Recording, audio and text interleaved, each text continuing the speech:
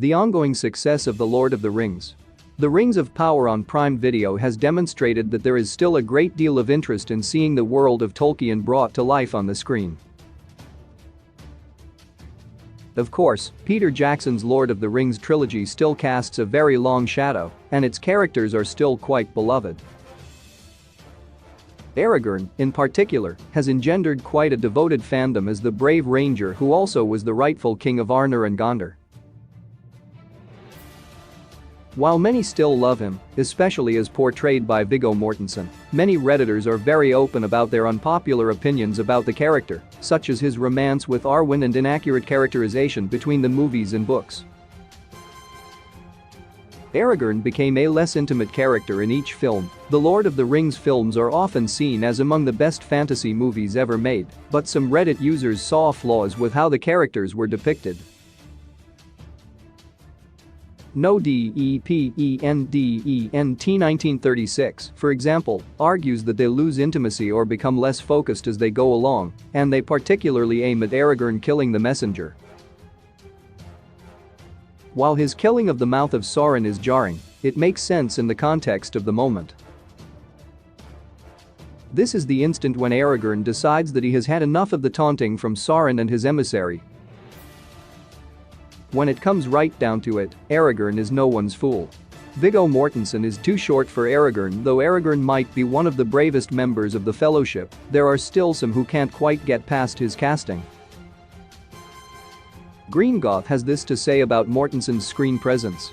Viggo Mortensen was too short for Aragorn. Love how he played him, but movie Aragorn barely clearing 6 when book Aragorn was described as something like 66 has always bothered the hell out of me, probably more than it should. While it is true that Aragorn was of the ancient blood of the Númenóreans, this criticism overlooks the many other things that Mortensen brings to the role. In particular, it overlooks the warmth and generosity that the books make a point of demonstrating were key elements of his personality as both a man and a king. The movie version of the character is better than the books given that The Lord of the Rings is an adaptation. There are many differences between the movies and the books, particularly when it comes to the Fellowship. While some diehard Tolkien fans preferred the book version, Life disagrees, writing, "Unpopular opinion, but I actually prefer the character of Aragorn in the movies than in the books." The truth is that the two are actually different enough that it is possible, and indeed even preferable, to look at them separately. Each iteration of the character does something different and offers a separate gloss on the vision that Tolkien himself created. Viggo is too soft for the role. Though Aragorn is one of the best characters in the movies, he has excited a great deal of commentary among Redditors.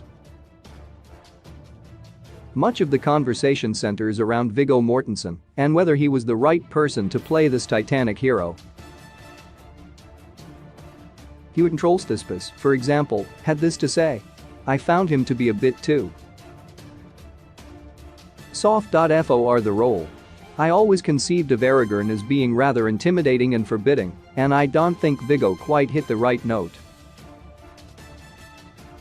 While the book Aragorn could at times be hard and indeed very intimidating, he also repeatedly showed that there was another side of him, the side that took 4 lost hobbits under his wing and protected them. It's to Mortensen's credit that he decided to bring out this side of the character. Some don't like the Aragorn-Eowyn romance. There are many important relationships in The Lord of the Rings. Arguably one of the most vital is that between Eowyn and Aragorn, precisely because it shows the richness and depth of their characters. However, it wasn't to everyone's liking, particularly on Reddit. Sleigers1 has this to say. The movies seem to inflate it up into a full-blown love interest, purely to create some manufactured romantic tension. Big difference. I've never cared for it. While it is true that the movies enhance this element of the story, it actually works dramatically, as it shows just how much each of them has to give up as a result of their war against Sauron. His actions at Helm's Deep don't always make sense. There are many important battles in The Lord of the Rings. Helm's Deep is one of the most significant of these, and it features some very heavy action from Aragorn himself. While he shows himself to be one of the heroes of the engagement, some of his actions, according to Redditors, don't always make sense. FORRESTGUMP90 particularly criticizes Aragorn telling the Galadrim archers to charge after firing only one volley of arrows, even though it was working in holding the Uruk-hai army back, supposedly to save Gimli, but he cold done that without wasting his archers and the high ground they had. While the argument is rational, the truth is that in the chaos of battle, it is often difficult, even for someone like Aragorn, to see how everything is going to work out, and he has to make the best decisions he can in the moment.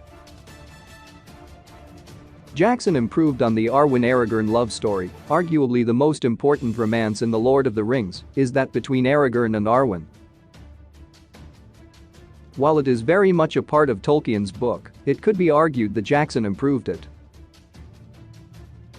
As TESTER 33333 explains, Jackson also gave Aragorn some reasons to esteem Arwen beyond her looks, like how she bravely defended Frodo from the Nazgul. As is often the case, however, it is more helpful to view the books and the movies as separate entities.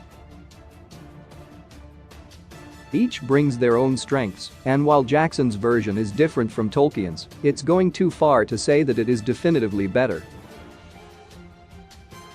Aragorn killing the mouth of Sauron is a war crime, though the extended editions make many improvements on the theatrical versions. Some of these reflect rather poorly on Aragorn.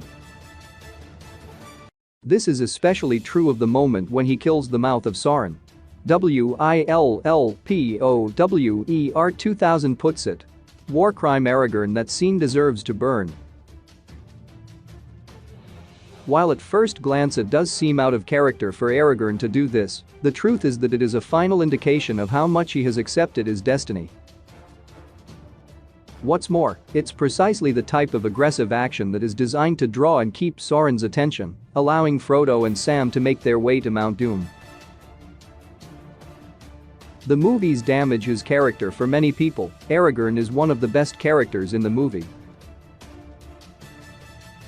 However, this isn't an opinion shared by everyone on Reddit. Higspori is particularly critical, writing, "He goes from a hesitant ranger to accepting his fate in mere minutes, all because of a sword and a weird plotline, that Arwen's fate is bound to the ring, and they didn't even care about explaining this essential plot point that turned a character around 180 degrees." It is true that this is a shift from Tolkien's emphasis. At the same time, it works dramatically and narratively in that it helps to give Aragorn a stronger and more understandable motivation than he has in the book. Aragorn in the books wouldn't have worked well on film. Tolkien excelled at creating dynamic and compelling characters. In this case of Aragorn, he is a larger-than-life individual, someone who almost seems to have come from a distant moment in Middle-earth's past.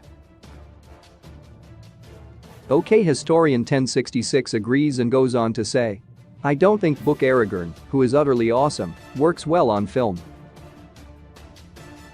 I think PJ recognized that and changed him so the character could have a story arc.